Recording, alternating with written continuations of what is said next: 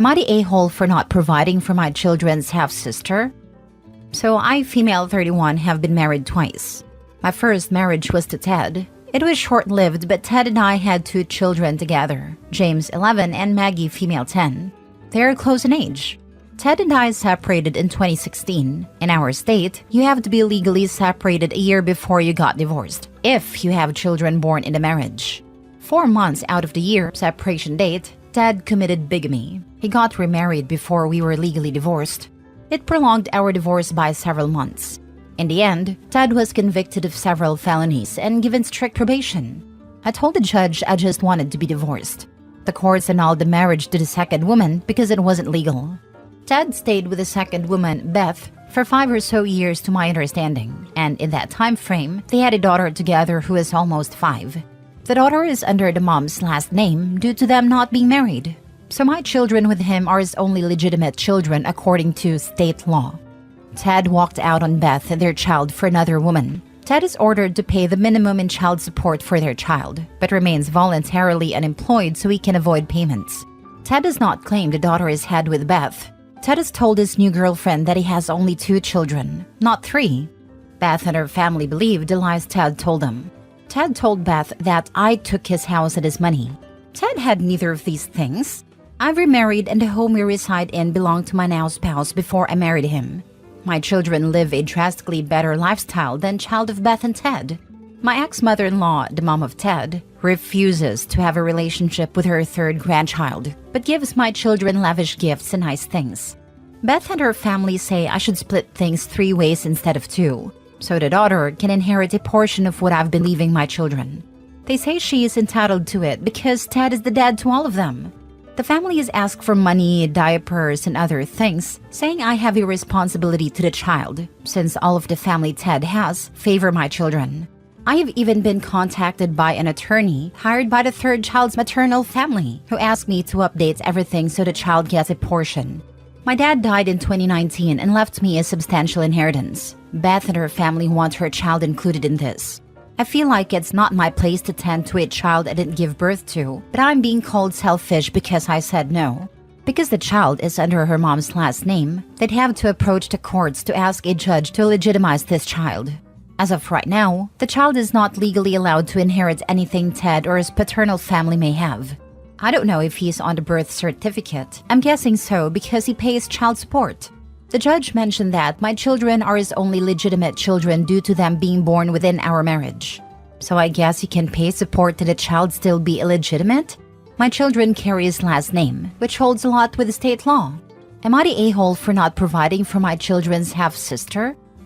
Edit. When Beth filed for child support, she told her attorney what Ted had told her, that I had taken everything he'd had. The attorney put in a request to have property included in the amount of support Beth would get. I guess like Ted and I sell or something. The DA in the county Beth lives in, which is like an hour away, had a summons sent out to me. I had to provide divorce documents, proof Ted had never been on the deed of my home, and a lawyer for Beth had dug around and found out about what my dad left me. The attorney tried to tell the judge that the child was entitled to a portion of all this because I had been married to Ted, but the judge shot it down. The lawyer also tried to say my children didn't carry the same last name, as Ted and I proved otherwise. I never had to go back because the judge knew they were grasping at flies, so to speak. Ted was ordered to pay Beth $52 a month, which is the minimum for one child with an unemployed parent. Beth doesn't work either. Ted works under the table to avoid giving Beth money. Now for the top comments. Not the a-hole. Seriously, what the heck? I feel so sorry for the kid in all this having a total deadbeat father, but that doesn't make it your responsibility at all. Deadbeat dad and cuckoo mother. She wants her kid to have a share in OP's inheritance from her father's estate. Neither father nor OP are related to the kid. The mom is just as bad as Ted, greedy and grasping. Not the a-hole. Stop engaging with Beth and her greedy family. You have zero obligation towards her or her child. This, and report that attorney to the Bar Association for even contacting you with such a frivolous threat. Or hire an attorney to send Beth and her attorney a strongly worded letter to tell them to get the heck out of here. Asking is probably legal. Demanding? Would it be? Because the lawyer would know there were no legal grounds. Yes, I'm a lawyer. We always know. But there are those in my profession that will use scare tactics, unethically, to obtain something the client isn't entitled to gain. This lawyer is hassling OP, probably because they cannot put this on a grandparents. There is no world under which OP has to share what her kids get, gifts, money, etc., with Beth. That probably includes an inheritance from the grandparents. I don't know for certain because I don't know where OP lives. But it is probably true if her kids are seen as the only legitimate heirs. It is Ted who is responsible for all three. His parents are most likely free to pass their assets to OP's children. Next story. Am I the a-hole for ending my relationship with my girlfriend after she revealed to me that she's child-free? I, male 33, have been in a relationship with my significant other, Tara, female 32, for the past 1.5 years. I've always wanted children, and for the past weeks I've been floating the idea to Tara. When we first met, I made it abundantly clear to her that I eventually wanted children, and she said that she wanted the same. Overall, I'd say that Tara has been a fantastic significant other. She is head over heels for me, and it is partially because she has never had a relationship last longer than a few weeks. However, since I've been bringing this up recently, she seems to like avoiding the topic, or will straight up change subjects. Lately, I've even noticed how her face just drops whenever I mention the topic. Last Saturday, I brought up the idea again to her, and she then asked if we could have a frank and honest conversation. I agreed, and basically what she told me was that she didn't want children. When I asked why, she told me that she didn't want to for reasons. She then started saying things like how she lied because it's tough dating people and being child-free, etc. I asked her if there was any chance she'd change her mind, and she said she wouldn't. Surprisingly, things went pretty normal, but I was thinking about this constantly. In the following days, Tara seemed much happier and more affectionate, and started saying things like how she felt so relieved that I didn't get upset or something. Honestly though, after thinking it through and speaking with my parents, I didn't think I'd be able to continue the relationship. So Wednesday, I sat her down and told her about my feelings and how I didn't think our relationship could continue. Tara was extremely upset, more than I had ever seen, and ended up leaving before the conversation was even over. She's been gone since then, and she's even left all her belongings at my apartment. I did, however, hear from one of her friends that she's staying with a friend who lives pretty close to us. She also stopped going to work and is spending most of her days crying and not even eating. I spoke with some of my own friends and they think I overreacted considering that I should have expected as much, considering Tara doesn't like talking about her childhood since she had bad memories about that. Am I the a-hole? Not the a-hole. As someone who has no interest in kids, I find it difficult to understand why you would begin a committed relationship without making abundantly clear. Children is such a huge role in a relationship, and it's fair for it to be a make or break deal. I think if she told you prior to getting together and you acted like it's fine, you'd be the a-hole. Or even if she just changed her priorities as under, but she lied to you from the get-go. She said it was because she didn't think I'd stay around if she told me from the get-go. Guess I kinda proved her right, unfortunately. That's such a crappy thing to do. Like, yes, let me just lie about this major part of myself for 1.5 years so I'm not alone? Huh? If she wants her wishes of being child-free respected, she needs to respect people who don't. Yeah, it sucks. Part of me is thinking maybe I should just try being child-free so I can reconcile with her. But I've always wanted kids. The whole thing just made me sad. Not the a-hole. She lied to you to manipulate you and it's a deal breaker for you, so you're totally justified in breaking it off. It's a total breach of trust. Don't let her guilt trip you into returning. This is why dating sucks. The most amazing chemistry can be spoiled by just one pragmatic reality. If she's not had a proper relationship before, then it makes sense that she's very upset. But it's her problem now, to be honest. I would arrange for her friend to collect her things. Yeah, I started discussing that with her friends. They said they'd come by sometime next week. We'll arrange a time. The whole thing kinda sucks. Yeah, breakups do, bud. Sorry you have to deal with this. Do you have some good friends and family around? Next story. Am I the a-hole for flipping out on my fiancé in front of a crowd because he keeps taking my brand new vehicle without even telling me? My fiancé Tom has a habit of taking my stuff without asking because he feels I should be able to do the same with his stuff. He's constantly saying, "You don't have to ask, just take it. What's mine is yours," whenever I ask to use anything of his. And he expects to have the same rule applied when it comes to my belongings. I never agreed to this. In fact, I have voiced multiple times that it's rude not to ask, and have voiced irritation when he uses my stuff without asking. When it comes to small stuff, I get irritated because he never puts my stuff back where it belongs. And then I have to go on a wild goose chase to find the item because he can't remember where he put it down either. He has ADHD. For instance, he forgets all of his travel mugs in his vehicle, and instead of going to grab them, he will just take mine until all the travel mugs are in his vehicle. But honestly, the main issue is money in my vehicle, if I'm being honest. If he needs something and he doesn't have the money, he will just take my debit card without asking beforehand because he would expect me to do the same with his debit card if I need something. More recently, I bought a brand new vehicle, and there are days when I wake up in the morning and him and my vehicle are gone because he's taken my vehicle to go to the gym instead of his vehicle because mine is far better on gas. Or he went to donate his old clothing the other day and again took my vehicle. Or he went grocery shopping 4 nights ago and took my vehicle. And last night, we had a bunch of people over and one of his buddies needed to go to the store. So Tom said he would go with him and he just grabbed my vehicle keys. I told him no. He just kind of stood there staring at me. So I said, "What? You're not taking my vehicle to drive your friend around." Start asking to use my stuff because I'm getting extremely ticked off that you take my vehicle all the time.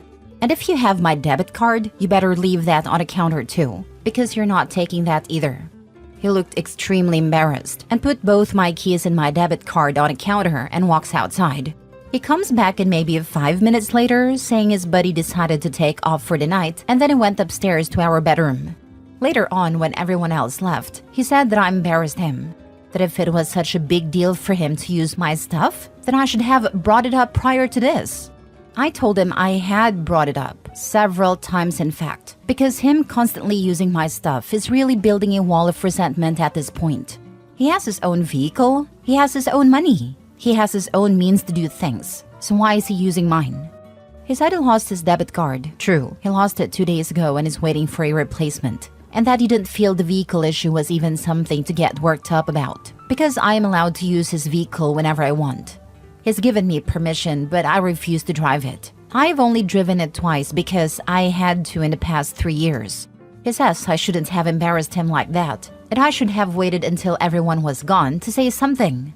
But I am getting tired of saying anything. It's my stuff. Don't touch it without permission. I don't think it's a hard concept. Am I the a-hole? Now for the top comments. Not the a-hole. Your fiancé is taking your stuff without asking is not cool. Tom keeps using your new car and debit card without permission. You've told him to stop many times, but he doesn't listen. You finally called him out in front of friends when he tried to take your car again. He says you embarrassed him, but you're just setting boundaries. Your stuff, your rules. This speaks and says he never respected OP's boundaries. I wish people would be better at understanding patterns. OP is just means to an end to this selfish a-hole. He does not respect OP at all. If he did, he wouldn't be taking her things whenever it suits him, knowing well that OP would never do that to him. Her words have no meaning to him. He just does as he pleases and she keeps hoping he'll change. But he won't. This is going to be OP's life in big and small things, until she has wasted years of her life and he has sucked her dry. He is selfish and has no intention of ever not putting himself first. Not the a-hole. He only heard you this time because he felt embarrassed. He probably still didn't hear her, might be butthurt for a while and then go back to using her stuff without asking. And if she brings it up, he brings up her embarrassing him, because he still doesn't get it. Doesn't want to get it. Last story. Am I the a-hole for making a comment about a woman's body after she tried to shame me and my girlfriend? My girlfriend and I got invited to this engagement party that my friend from undergrad has. I found out later that a girl, I'll call her Erin, and I went on a few dates with in undergrad was going. Normally, this wouldn't matter at all, but after I told her I wasn't feeling a romantic spark but we could be friends, Erin flipped out on me. She would send me tons of voicemails telling me I was leading her on. I was shallow. Not sure what prompted this. Never told her I didn't like her because of her appearance. And I wouldn't find anyone else but her, etc., etc. It's been several years since undergrad, so I assumed that she would have hopefully chilled out or have forgotten about me. Fast forward to the party, me and my girlfriend are mingling and my girlfriend is very nice and friendly, so she's getting along with everyone. I run into Erin and she immediately makes a comment in a snide tone. "Oh hey, I didn't know you'd be here. Almost didn't recognize you with the dad bod." I just say hello and try to ignore her, but she's kind of following me for a bit. She makes another snide comment when she saw my girlfriend from afar by saying, "She's so thin. I always knew that was your type." And I ask Erin to please leave me alone for the night, and she just stomps away. I find my girlfriend and we were hanging out and having fun until Erin comes up to us and makes a comment. "Oh, Opie, who is this?" My girlfriend introduces herself politely before I could say something and compliments Erin's nails. Erin doesn't even introduce herself and says in a condescending tone, "I wish I could pull off the dress you're wearing, but I think it only works for people with small boobs." I try to keep my cool because we are all way too old for this, but I became really agitated with Erin making comments about people's bodies. I snapped back and said, "I think it'd be difficult to pull off for you in the waist area. If you want to know where we got this dress, I'd be happy to send you the link in a bigger size." Erin immediately recoils. She doesn't say anything and leaves. Later that night, a few mutual friends came up to me saying they saw Erin sobbing and told them I called her fat and ruined her night. My girlfriend tells me Erin was projecting her insecurities onto us and she wasn't even mad, just sad for her. I admit it was not the most mature move I've done, but how warranted was my comment? Am I the a-hole? She can obviously dish it out, but can't take it. Perhaps you taught her a valuable lesson. It takes no more effort to be nice than it does to be a douche. Perhaps you taught her a valuable lesson. Perhaps not though. Considering she went crying to other people about how mean Opie was, she sounds like the type who thinks it's mean when done to her, but if she does it to someone else, it's just telling it like it is. Some people just lack self-awareness and empathy. They can only ever see things from their own point of view. I know someone like this. They're always only telling it like it is, or only joking. But when you say something back, they're suddenly a victim. I don't have the time or the care. Bye, Felicia. Not the a-hole. Hopefully you let others know she made poor comments first. But the fact that your girlfriend said she feels sorry for Erin and she's not upset, you got yourself a winner. That's why she's still the girlfriend. He's obviously not letting her go. And for Erin with her attitude, she doesn't deserve someone.